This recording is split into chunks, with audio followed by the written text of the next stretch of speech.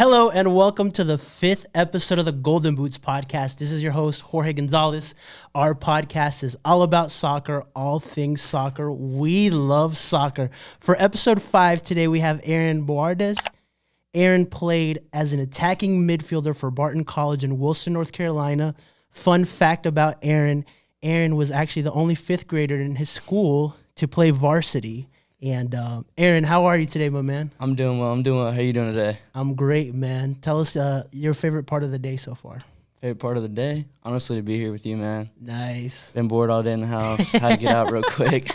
That's good, man. And For sure. It kind of sucks because with quarantine, like, you're limited to the options you have, right? I'm tired of playing Fortnite all day. It's my day off. Nice, man. Yeah. Well, cool, man. One of the things that we like to do in this podcast is just bring different people from the soccer community to kind of give us their story, their love of the sport. So tell us a little bit about yourself, man. All right. Well, like he said, I'm Aaron Bordaes. I was born in Queens, New York, and raised in New Bern, North Carolina. I'm Colombian, so I was given a ball immediately, right when I was born. Every foreign kid, every Hispanic kid, right? Every Hispanic, I should say. Immediately, when I could walk, I was kicking the ball around the house, and then when I was old enough to be signed up for, I guess you could say, the rec league, my parents signed me up, and, immediately, everybody saw, the talent there, you know. I was better than every kid, but, still no actual skill. I was just a little bit faster. Gotcha. Just growing up. Then elementary school and middle school, I went to a private school. Okay. And so usually 6th graders and above can play soccer. They have a middle school team and they have a varsity team. Okay. But 5th grade, the coaches just saw my talent. They're like, you can go ahead and play varsity. Oh, snap. Okay. Yeah. So, I was scrawny, still scrawny now, but just imagine me a little bit smaller, a little bit shorter. Yeah. Not that tall. But so the coach was like, come on and play. I did, and I did really well. I was playing against 16, 17-year-old, 18-year-old kids. Okay. And I was in 5th grade. Wow. And so the coach, the first game happened, and the coach was like, you're going to get a lot of playing time, but you're not going to start. And, I understood, but basically the reason he didn't want me to start was because, I was fragile compared to everybody else, so he wanted to see, the roughness of the game. How old are you, 10, 11? How old are you when you're in 5th grade? Yeah, 10 or 11. I don't even, yeah, you're 10. And you're playing against 17, 16-year-olds? But the thing is, my whole life I've always played against kids older than me. Okay. So it wasn't anything new, but just being 10 or 11 versus, a senior who's 17 or 18. Yeah, 100%, bro. Way different. And so you could literally compare me to the 6-man team, 6-man player on the NBA. Okay. So he waited till, the game happened, things started building up, and he wanted to see how rough the game got. And then 6th grade, I started, and then I actually transferred to a different private school. It was a little bit better. I was dominating 7th, 8th grade in varsity, but again, it was just private school. So, the competition, there was competition, but it wasn't as good as public schools. And keep in mind, I was still playing for clubs. So ever since I started playing for club, I was a captain. But I'm going to continue on a little bit more about school, and then I'll go to the club. No problem. So when I transferred, it was different, but I was still playing. And then 9th grade, I was like, I want to take it to another level. I want to go to public school. Okay. And I tried out, and usually, you don't really hear of 9th graders making it varsity. Yeah. And it's public school too, so, there's way more kids. You got academy kids playing sometimes. Yeah, that's true. And I made it. I was one of the 2 freshmen to make it on the varsity team. Wow. And then, like you said, I played center attacking mid, and I love that position. I love playing like a Ka. That was my boy. Yeah, he was a boy. He was, man. He won the 07 Ballon d'Or right before Messi and Ronaldo started dominating. Man. I remember, bro. If you love soccer, you have to love that guy. He's a beast. Yeah. So originally the center attacking mid position was taken by a senior. His name is Denise, one of the best soccer players I've ever seen in my life. Okay. I hope he's doing well. Shout out Denise. But anyway, so the coach told me, was like, you're not taking his position. He's a senior. But he goes, I'll give you left mid. How does that sound? And I was like, I've never really played left mid winger. But I was like, I'll play like Cristiano Ronaldo, see what's up. I love that, man. That confidence. See what's up. And surprisingly, I actually took a senior's position. So Wow. it was kind of awkward in the locker room and on the bus, like, because he'd already told me I was taking his position, but before the lineup came out before the game, he hadn't announced it yet. So I already knew. Okay. So, I was kind of nervous. Okay. And, he, drew it out on the board. He's like, all right, so-and-so, blah, blah, blah. He's like, Aaron, you're left mid. And I was like, oh, man, this isn't going to, after the game, he's going to do something to me or something. Because, they were, me and this other kid, we called him E. We were only freshmen, so we were kind of, getting a little bit of haze just because, freshman, yeah. Yeah, so we got to carry everything. So I was worried, Yeah.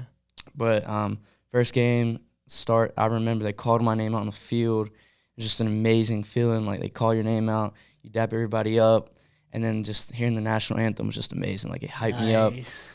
Freshman year, I was a freshman, so I didn't really do that much. I was doing all right. Okay. And then sophomore year, grew. And then junior year, I actually had the privilege to become co-captain. Okay. So we had the main captain, then it was me.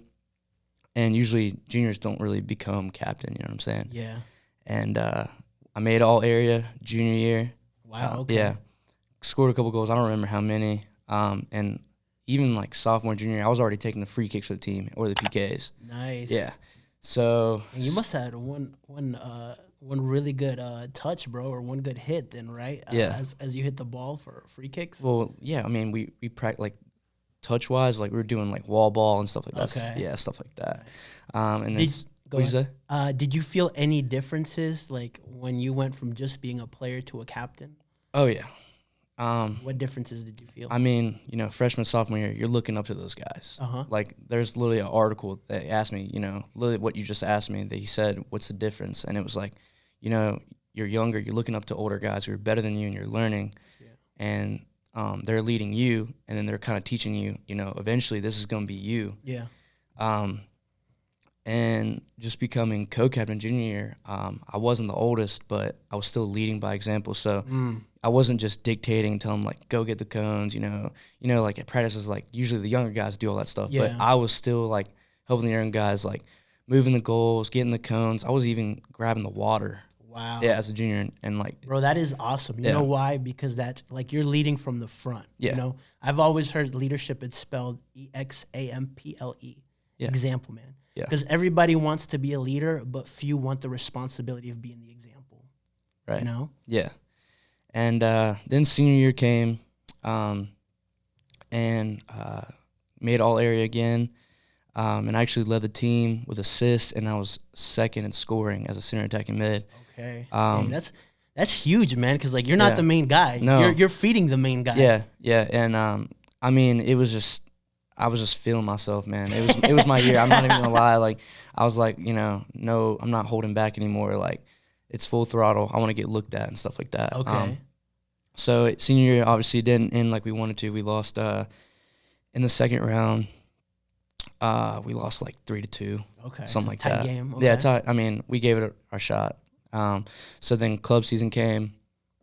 And I played with one of the best teams I ever played with in my life. Grew up with these kids, and we had the best chemistry I've ever seen. We were doing indoor together, winning tournaments in indoor every season.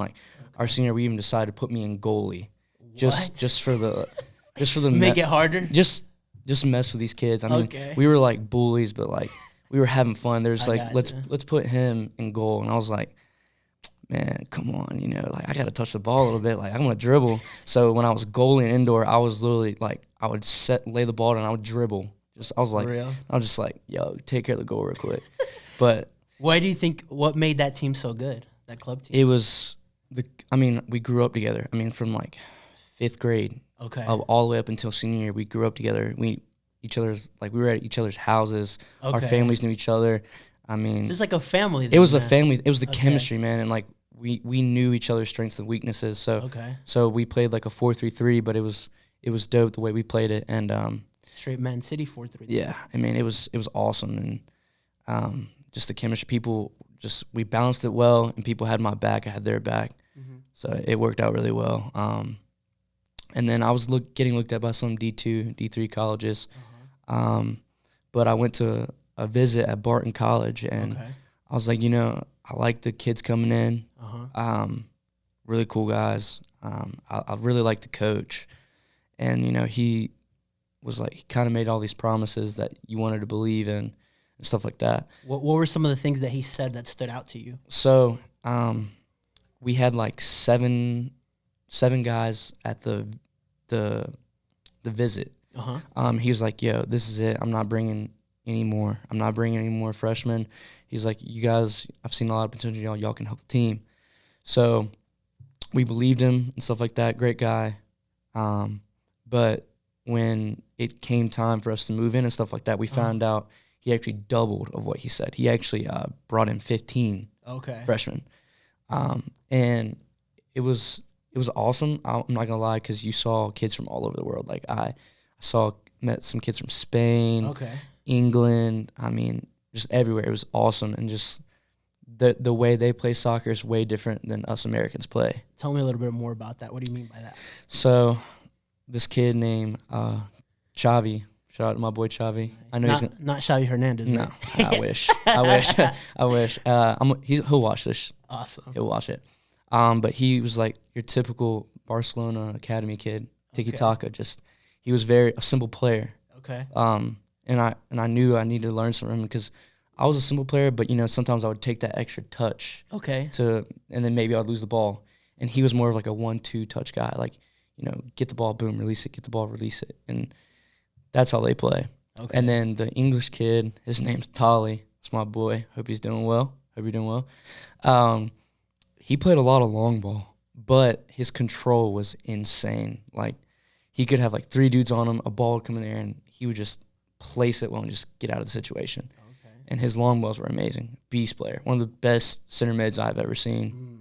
That's very smart of you, too. Like, you were seeing the talents and the qualities that these players had, and you were like, okay, what can I improve, or what can I use that they do to try to maybe not be as good as them, or like, but to understand that you can add more to your game, right? Oh, yeah. I mean, soccer is always a learning experience. Even Cristiano Ronaldo is still learning 100% every single day. I mean, he's one of the best, if not the best. But he's still getting coached. Bro, 100%. What do you think is the most difficult thing about playing in college? Man, it's a second job, and it's tough because everything is mapped out for you. Like, typical college kid, wakes up, doesn't really have to go to class, if he doesn't want to, can eat whatever he wants, party all the time, typical college stuff. But I just remember freshman year, first day, we had to be at training at 5 a.m. for just like conditioning. And then they would give us some nutrition bars and stuff like that before. And then we would eat breakfast all together. Like, he made it a thing where you didn't go anywhere without your team. Like, he just made that a thing. So anywhere we went, we all went together. So smart of him. Building that community, building that family. Yeah, and especially us as freshmen, like, we didn't know each other. Like, I didn't even know my roommate like that. So it was like, I liked it. And so we'd eat a little bit, 5 a.m. conditioning, and then we'd eat breakfast and then go to class, and then stay in class all day, and then we'd go to practice, or we might do some film before. It just depended on what the coach wanted to do. And then we'd practice, and then afterwards, me and us freshmen, we would stay back because we wanted to get that extra work in. Then I'd get back to my dorm, or we'd go back to the dorm, shower, eat dinner, and then have to do schoolwork until, whenever, and then repeat every day. Straight job style. It was, and it was tough to balance school and soccer because, like, you don't, as a soccer player, especially like you're passionate, you don't really care about school. You're just you're there because of soccer, but you got to realize you feel like a mini celebrity at your school, right? Yeah. Oh yeah. I mean, everybody's like, oh yeah, that's that freshman soccer kid. Oh yeah, that's him. It was cool though. But what advice would you give to someone that wants to play college? Like, say I'm a 16, 17-year-old kid that really wants to play in college. Stay focused. determination, stay focused, because going to college, just seeing, all these parties around you, and you got 5 a.m. workouts, you got 6 a.m. workouts, you can't go to that party. Yeah. You could, but then when you go to workouts, you're dead. You don't even feel like doing nothing. You're not. So just stay focused. Eliminate that white noise, right? Everything around you. Yeah, and especially like just living in the dorms, you got the freshman kids all going out, and then you got the select fews on the team that aren't going out. So just make sure you're surrounded by those people who are like driven like you and ambitious as you. Build a community, man. Association is key, right? Yeah, of course. Nice. Okay, cool, man. So had some interesting experience then, huh? Yeah. Nice. So let's talk a little bit about Charlotte, man. Right. Charlotte FC. We are getting our team. It's coming in 2022. It feels like forever, but slowly but surely we're getting there, man. Yeah. And so I'm going to give you a scenario, right? All right. Say that you are David Tepper, the owner of Charlotte FC, right? And you see a talented European player, maybe a big star that wants to finish his career in the MLS. Okay. Right? So this soccer player, gets a phone call, right? He picks up the phone, and it's David Beckham. And David Beckham says, hey, soccer player, come to Inter Miami. We have an exciting project. You'll be in Miami. We just signed Blas Matuidi. We have an exciting team, and I'm going to give you a great contract offer. Boom, right? He hangs up the phone, gets another call. Hey, soccer player, this is Bob Bradley from LAFC. Come to LA, come play with us. You'll be playing with the best player in the league, Carlos Vela, and we're looking to challenge for a title. Come over here. And he gives you the same contract offer that Miami gave you. Then you, as David Tepper and your board, call this player up and say, hey, come to Charlotte, right? What would you say to this player to get him to choose Charlotte versus any other one of these big cities? Well, just the names that you just named is just, wow. It'd be challenging for sure, but, I would tell said player, brand new team, you could be the face of this team. Yeah. You could be the face of this team. And I would go ahead and tell him, you'll be captain, and you can lead others. And then you could possibly bring other people that you want from Europe or anywhere. So it'd be like, I don't really know how to say it, but that's how I would convince him that way for sure. Okay. You know what I would tell him that Charlotte has that no other city can offer? What's that? Cookout. Double burger tray, Cajun fries, and a chicken ranch wrap. Every player's coming here. We also got Bojangles. Bojangles too? Nah, I'm just kidding. But in all seriousness, I would talk about that, man. Listen, you have a chance to be a part of history, right? Mm-hmm. You can come into this city and create a name for yourself. You can have a statue built for yourself if you're that player, right? Right. You become a great player here. You kind of facilitate, you build the foundation to make us successful. Kind of like David Beckham built the foundation for MLS when he joined Galaxy. Right, yeah. Right? That was huge. Yeah. So I would go down that route. Yeah, for sure. Right? And so I think we have a growing league here in the MLS. So I like it. I think a player, that would be our best shot to get him here. Oh, yeah. Right? For sure. Is there any league that you keep up with that you like a lot? So I'm gonna be honest with you, man. So, when I stopped playing soccer, I got in a car accident. I told you that before, but I didn't go into detail. I got into a car accident with my family.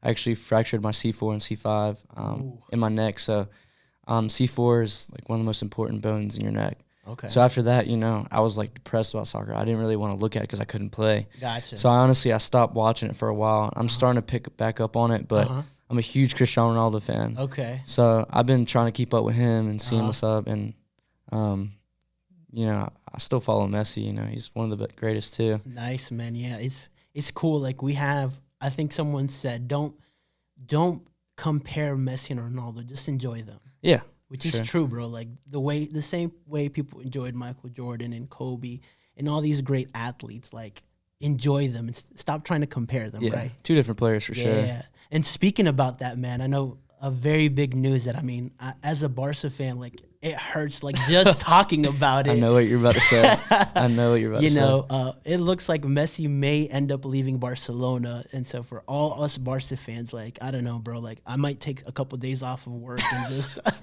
hide in my room, play some depressing music, and like just like lay down in the fetal position. Listen to the Take Care album, man. I got you. Man. Marvin's Room on repeat.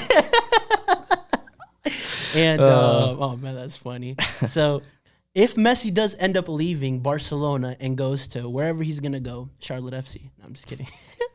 We don't have the money for that. Who would you say would be the best replacement for him? Do you think Neymar would be that guy? I mean, obviously, no one can be Messi. Like, let's get that out there. Like, no one can do what Messi can do. But who would be kind of the second best option? Man, that's tough because, like you said, no one can replace Messi. Yeah. And the only other player that's, the best is Ronaldo. Yeah. So obviously, he's not going, and that would be weird. I mean, I would love to see Neymar back at Barcelona, to be honest with you. I'm not saying he would replace him, but I mean, he was a part of that trio, with him and Suarez. So yeah, man. MSN. So probably him, honestly. Okay. I can't really think of anybody else. Yeah, I think so too, bro. I mean, like, as much as we hate that Neymar left us, like, watching him play in the Champions League and seeing the player he is, he possesses leadership skills too, And so I think if we brought him back, if Messi left, we're not going to fill that hole, but that would be the best to try to fill most of that hole, I mean, I've seen him play, and I mean, sometimes he tries to do too much when his team is down, but I kind of like that, bro. Like, like you're putting the responsibility on your shoulders, and he's proven that he can do it. Like, he won the Olympics with Brazil. Right. When he led that team, they had never won an Olympics, and he went and led that team to an Olympic gold medal, the Brazilian team. And I've seen him in a 2014 World Cup. He was doing amazing before he got injured. So I think he would be kind of our best shot at Barcelona. Right. To kind of try to replace Messi. And it'd be awesome, to be honest with you. It'd be awesome. Where do you think Messi's going? Well, before I saw the article today, I'd already immediately said Man City. And I say that because, he loves Pep. Like, he loves that guy. And not Suarez, Aguero's there. Yeah, him and Kun are like best friends. They're best friends. And I feel like Messi doesn't really want to go to a team where he's not comfortable. Yeah. I mean, he's already, done everything he needs.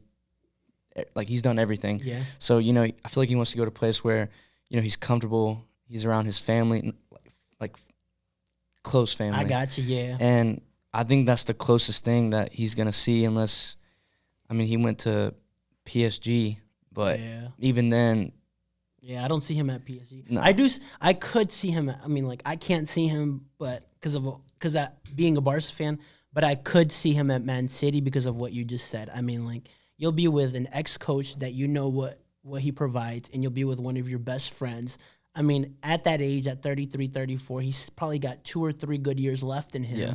So he wants to be with a team that can challenge for things. I mean, Man City is one of the best teams in the world. Right. So it would make sense if he want to go there, right? Yeah. And that's why I think it's so important, like that team aspect and that culture aspect in any organization, right? That's why Barca's doing so bad because, like, from top to bottom, like, it's chaos. And, I understand when you're a great player and you want to win, like, you don't want to be part of a losing system if you're a winner, right? Exactly. And it's tough for him, But, I agree with everything that you're saying, for sure. Nice, man. Any last words or any advice that you would give to somebody maybe that loves soccer or wants to play soccer in the future? Like I said, man, just stay focused. That's all I can really say. Just if you're in high school or you're playing for a club or something like that, and you think you're going to make it, just believe in yourself, honestly. That's all it really takes is just hard work and dedication. The mentality, right? Mm-hmm. I saw a quote once that I really, really loved. It said, work in silence and let success make all the noise, right? I think that plays a big part in soccer. Like, no one's going to see you wake up at 5 a.m. and train, right? Right. To be honest, 80% of people don't care until you become successful. Exactly. Right? So keep working hard. And that concludes episode 5 of the Golden Boots podcast. Aaron, thank you so much for coming on. I appreciate it, man. Thank you for having me.